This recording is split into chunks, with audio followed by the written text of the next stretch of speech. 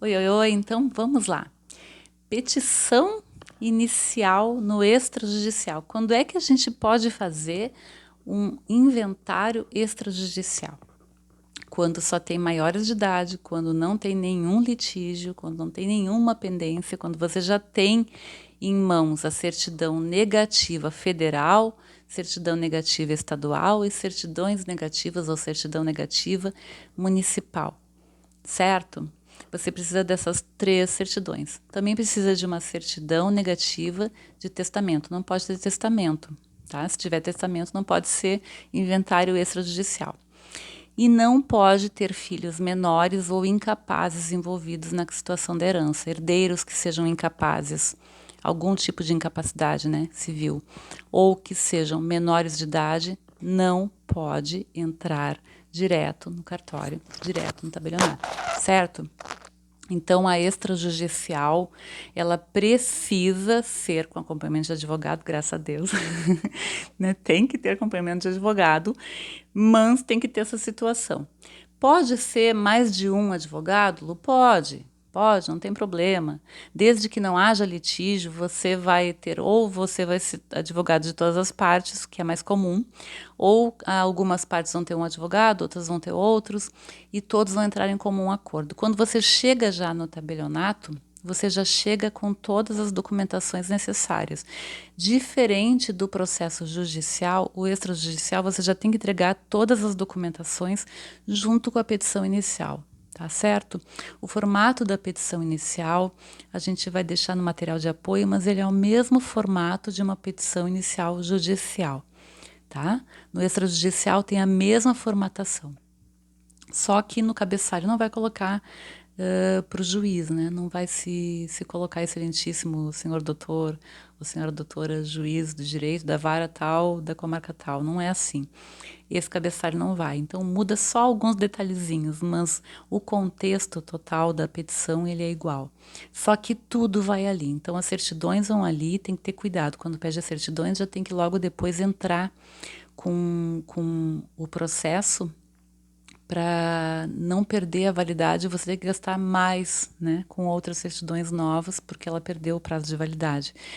Então, primeiro fazer todo o apanhado de tudo, pede as certidões e quando for entrar com o inicial já entrega toda a documentação, certo? Então é bem mais rápido mesmo quando a documentação está adequada. Tá? Então, assim, levar toda a documentação, por exemplo, levar as matrículas de registro de imóveis, levar as certidões, é muito importante porque o tabelião, ele vai ver se ele aceita, por exemplo, como é que estão as matrículas de registro de imóveis, ou como é que está a situação dos veículos, no caso de bens móveis, como é que foi feito o plano de partilha, tá? O plano de partilha já é também colocado junto com a petição inicial. O que vai ficar para quem? Tá? Então, assim, impostos também têm que serem pagos.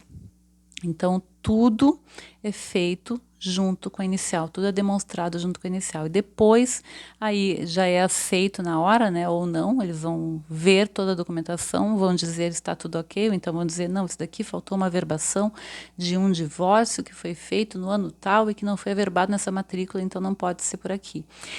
E aí você tem 2 alternativas, ou você vai né, em busca do registro de imóveis, onde foi feito onde tem né, o registro daquele imóvel, para ver o que aconteceu, por que não teve tal averbação, e buscar suprir o que está faltando de uma maneira extrajudicial, quando possível. Quando possível. Ah, foi só a falta de averbação, mas está aqui no livro e tal, né? Falar direto com o tabelião, de preferência, né? Ou com alguém que você esteja mais acostumado. Não está acostumado a falar com ninguém, pede para marcar uma hora com o tabelião para ele explicar exatamente o que pode ser feito, tá? O tabelião do registro de imóveis vai dizer, não, está aqui, realmente foi um equívoco e nós vamos fazer a averbação. Ou então, não, tá aqui, ó, não teve essa averbação porque nunca veio a decisão judicial, a ordem judicial, por exemplo, de um divórcio com a ameação, e então ficou aqui como sendo dos dois.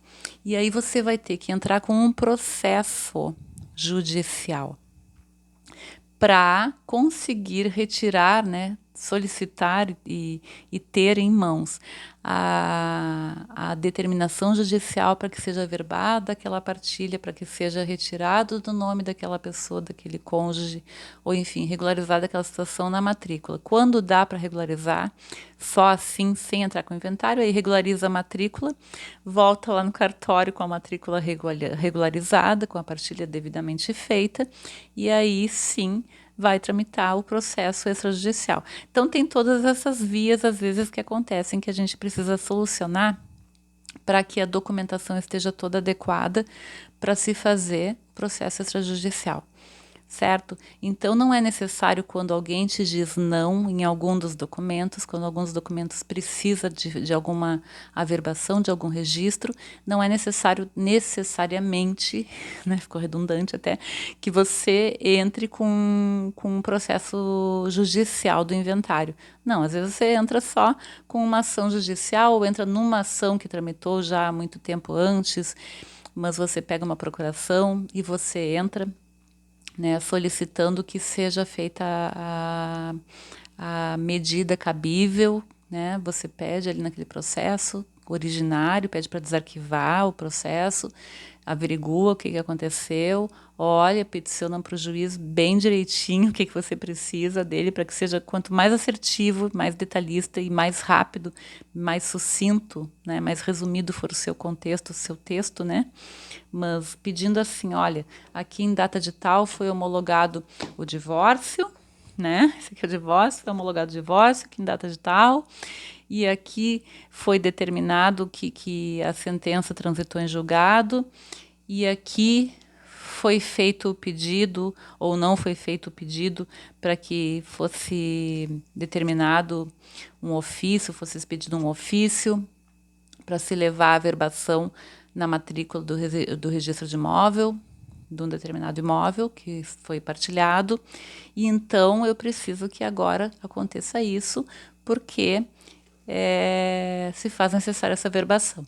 Então, assim, vai ser bem rápido se você procurar, colocar qual é a página, digitalizar aquela página específica e fizer os pedidos de uma maneira muito assertiva, muito pontual, isso vai economizar muito tempo mesmo. O juiz só vai ter o trabalho, o juiz, o assessor, enfim, vai ter o trabalho de olhar, averiguar, né, a verdade dos fatos que está sendo ali colocado e fazer a expedição do ofício, certo?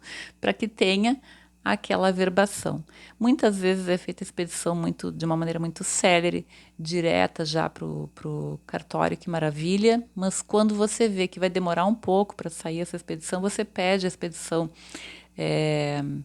física, leva ela até o registro de imóveis e já pede para que seja feita a averbação com a máxima urgência possível, para que você não venha perder as outras matrículas, né, que elas estão no prazo. Mas se tiver que fazer de novo, paciência, não é, gente? Ainda assim, é menos custoso, é bem mais rápido.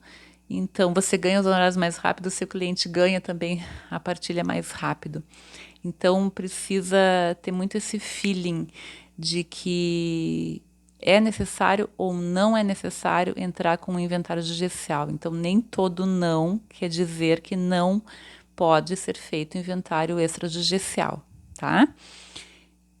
Ficamos por aqui com o inventário extrajudicial, material de apoio. Qualquer dúvida é só chamar conforme combinado.